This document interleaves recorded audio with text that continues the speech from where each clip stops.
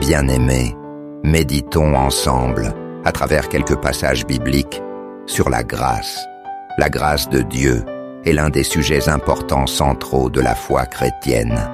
Elle est au cœur du salut, car elle montre que l'homme ne peut être sauvé par ses propres efforts, mais seulement par l'intervention généreuse de Dieu.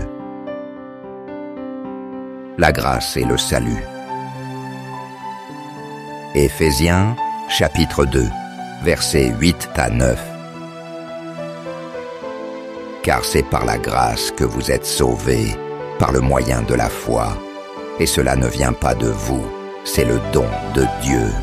Ce n'est point par les œuvres, afin que personne ne se glorifie.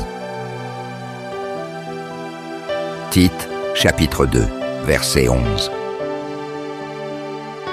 Car la grâce de Dieu, source de salut pour tous les hommes, a été manifestée. Romains, chapitre 3, versets 23 à 24. Car tous ont péché et sont privés de la gloire de Dieu, et ils sont gratuitement justifiés par sa grâce, par le moyen de la rédemption qui est en Jésus-Christ. Jean, chapitre 1, verset 16. Et nous avons tous reçu de sa plénitude, et grâce sur grâce. Romains, chapitre 5, verset 15. Mais il n'en est pas du don gratuit, comme de l'offense. Car si par l'offense d'un seul, il en est beaucoup qui sont morts, à plus forte raison la grâce de Dieu et le don de la grâce venant d'un seul homme, Jésus-Christ, ont-ils été abondamment répandus sur beaucoup. La grâce et la justice de Dieu. Romains, chapitre 6, verset 14. Car le péché n'aura point de pouvoir sur vous, puisque vous êtes non sous la loi, mais sous la grâce.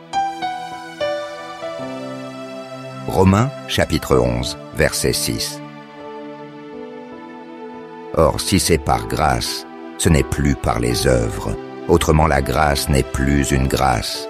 Et si c'est par les œuvres, ce n'est plus une grâce. Autrement, l'œuvre n'est plus une œuvre. Hébreux, chapitre 4, verset 16.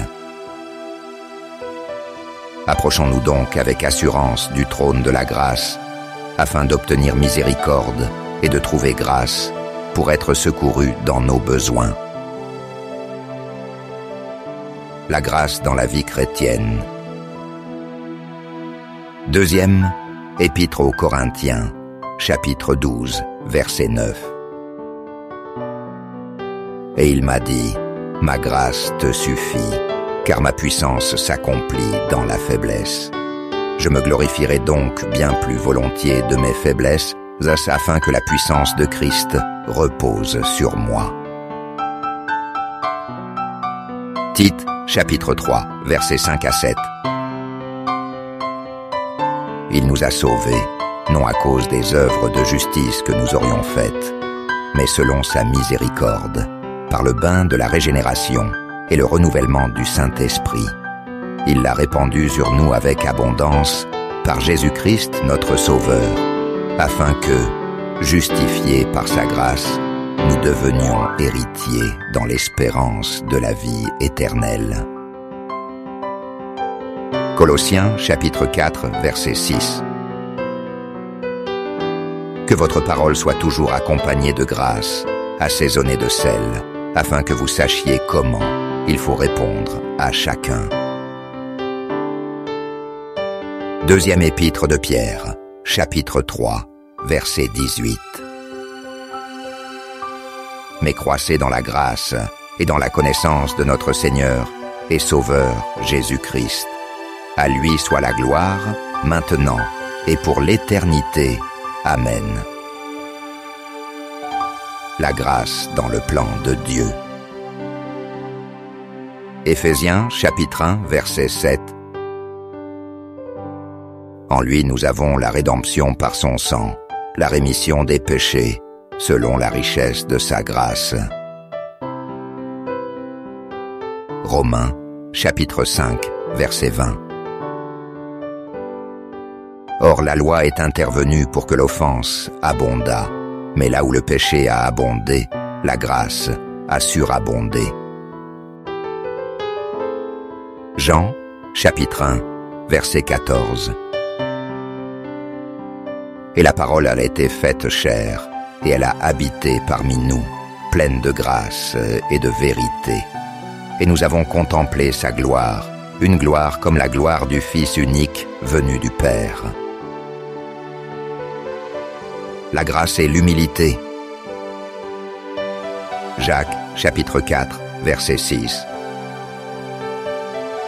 Il accorde au contraire une grâce plus grande. C'est pourquoi l'Écriture dit « Dieu résiste aux orgueilleux, mais il fait grâce aux humbles ». Proverbes, chapitre 3, verset 34. Il se moque des moqueurs, mais il fait grâce aux humbles. La grâce comme puissance dans les épreuves. Deuxième épître aux Corinthiens, chapitre 9, verset 8.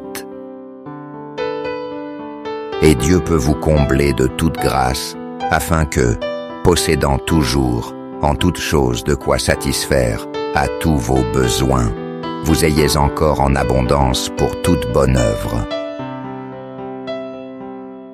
Hébreux, chapitre 2, verset 9.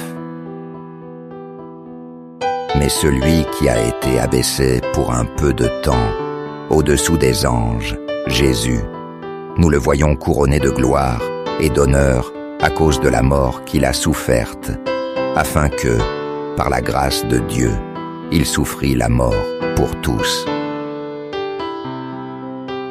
La grâce comme don spirituel. Éphésiens, chapitre 4, verset 7. Mais à chacun de nous la grâce a été donnée selon la mesure du don de Christ. Romains, chapitre 12, verset 6. Puisque nous avons des dons différents, selon la grâce qui nous a été donnée, que celui qui a le don de prophétie l'exerce selon l'analogie de la foi.